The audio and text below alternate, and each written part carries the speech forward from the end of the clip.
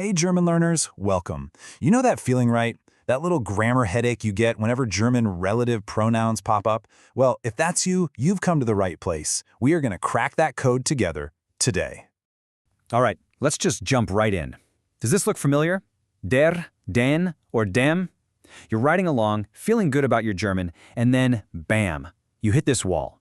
And it's so frustrating, right? It feels like you're just throwing a dart and hoping it lands on the right answer. But here's the thing. You are absolutely not alone. This is like one of the most common stumbling blocks for German learners, and I'm going to make you a promise. By the end of this little explainer, you're going to have one single powerful rule that's going to make this all click. No more guessing. I mean it.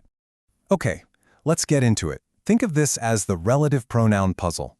We're going to take all those confusing little pieces, lay them out on the table, and see exactly how they snap together. And here's the first piece of good news, and it's a big one. You already know almost all of these. Seriously, the relative pronouns are pretty much identical to the definite articles. You know, der, die, das. The ones you use all the time. Now, there is one little exception you got to watch out for. In the dative plural, it's denen, not den. So just circle that one in your mind. But really, that's the only brand new thing to memorize here. All right, let's build this from the ground up, starting with the easiest one. The nominative case. This is our foundation. Okay, so here's the main idea for nominative. When the relative pronoun is in the nominative case, it's basically the star of its own mini-show. It's the one doing the action inside its little clause. It is the subject. Let's look at an example, because it makes it so much clearer. See that sentence about the computer? The important bit is the part in the middle, der sehr teuer war. Just ignore the rest of the sentence for a second. If you took that clause and made it a full sentence, what would you have? Der Computer war sehr teuer. The computer was very expensive. So, what was expensive? The computer. It's the subject. That's all the relative pronoun der is doing here. It's just standing in for the computer as the subject. That's why it's nominative. Simple as that. Okay, lean in, because this is the aha moment. Seriously, the whole secret to telling nominative, accusative, and dative apart, it all comes down to one simple rule. This is the part that's going to change everything for you. So check this out. We've got two sentences here, a tale of two computers. They're almost exactly the same, but one uses der and the other uses den. Why? What is the one tiny difference between der sehr teuer war and den ich gekauft habe? Go on, take a close look. See if you can spot it. Did you see it? Okay, here it is. The one question rule. This is the key to the whole kingdom. All you have to do every single time is ask this one question. Is there already a subject inside the little relative clause? Okay, let's walk through it with our two computers.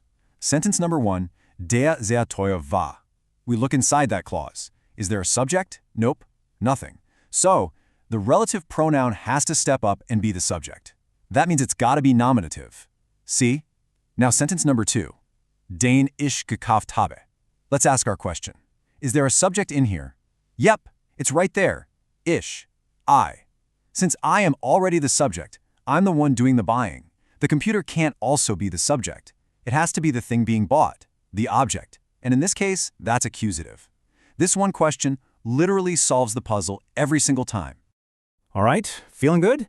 Now that you've got this superpower, let's see how it works for the other cases. Spoiler alert, it's just as easy.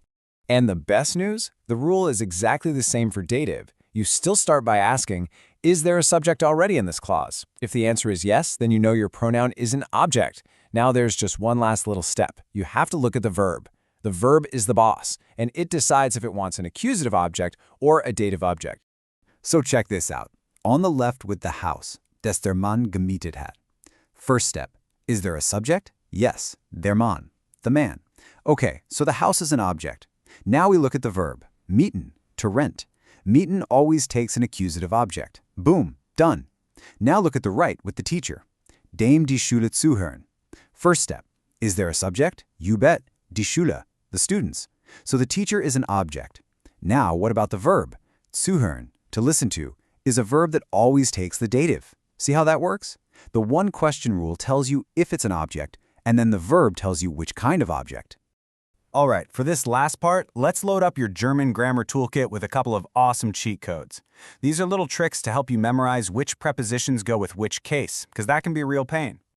Okay, first up, the accusative jingle. A ton of German learners use this. Just say it out loud with me. Feel the rhythm. Durch, für, gegen, ohne, Got it? Durch, für, gegen, ohne, If you see any of those words, your brain should just scream accusative. It's automatic. And of course, there's one for the dative case too. Same idea. These words are a dead giveaway for dative. Let's try it. Aus, bei, mit, nach, seit, von, zu. A little longer, but it's got a nice flow. If you can get those two little rhymes stuck in your head, you've just unlocked another level of German grammar. So, if you only remember one thing from this whole explainer, let it be this. Stop guessing. You just don't have to anymore. From now on, when you hit a relative clause, just stop, take a breath, and look inside that little mini sentence. Ask yourself that one question. Is there already a subject here? The answer will always be right there. And that's it. You've cracked the code. You now have the key to German relative pronouns.